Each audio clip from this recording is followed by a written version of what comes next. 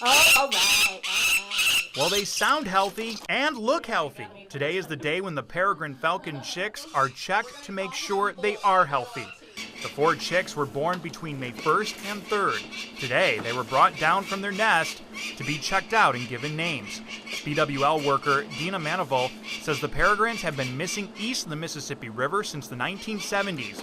They are still on the endangered list here in Michigan, but with help, they hope the falcons will fly back to the Great Lakes state. Here in the last 10, 15 years, we're bringing them back to this side of the country with nesting activity and helping them create the safety with a nesting box that we made. Along with officials and veterinarians from the Michigan DNR, MSU, and Potter Park Zoo, the chicks had blood drawn, checked for diseases, bands placed around their legs to track them and see where they end up, and once weighed, the chicks were given names. Mid-Michigan, meet 2 males, Luke and Bolt, and 2 females, Diamond and Rio. Very fitting. The birds will stay in Lansing about a month, learning how to fly and hunt, and then they will fly out on their own, sometimes out of state, leaving mom and dad behind. They're going to migrate probably August, September, October, and then they're never coming back to our nest. Manival says BWL has had a nest at Eckerd since 2004, but some years no chicks were born because the eggs were infertile. Having 4 healthy baby falcons is a good spring that workers at Eckerd are happy to see. For the employees to come in and just really understand it more, it's very cool. Once the chicks were given the okay, they were taken back to the nest to enjoy the bird's life.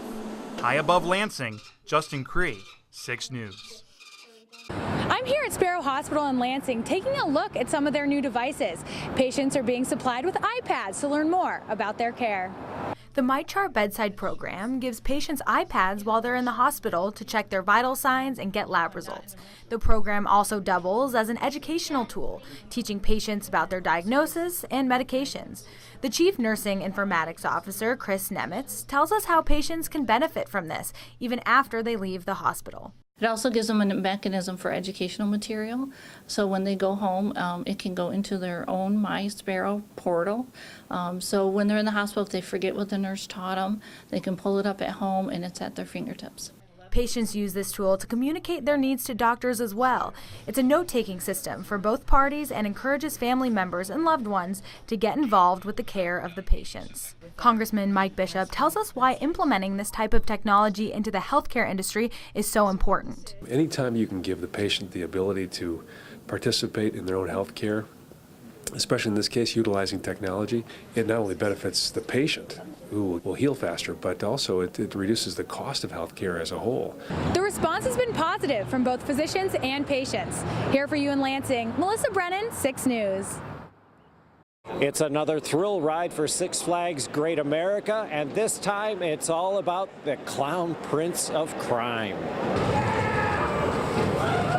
Six Flags Great America is debuting its 15th coaster here in the park, the Joker Free Fly. What's innovative about this coaster is that it uses magnetic technology to not only propel you across the track, but to also initiate flips. So it interacts with these fins located on the track of the ride, and when the cars interact with those fins, the magnets propel you into a 360-degree rotation. This is a spinning coaster, isn't it? Sure is. It's a doozy. Okay. A little.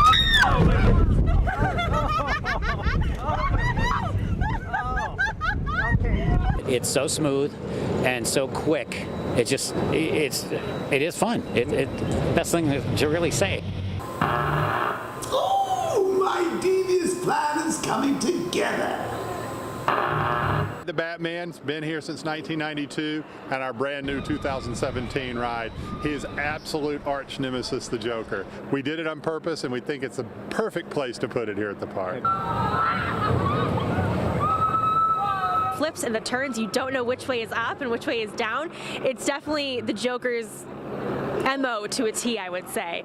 It's a completely different ride, a lot of spins and twists, and not 100 miles per hour, but certainly quite a thrill. And I can honestly say I conquered the Joker. Here for you at Six Flags Great America, I'm Jim Geyer, 6 News.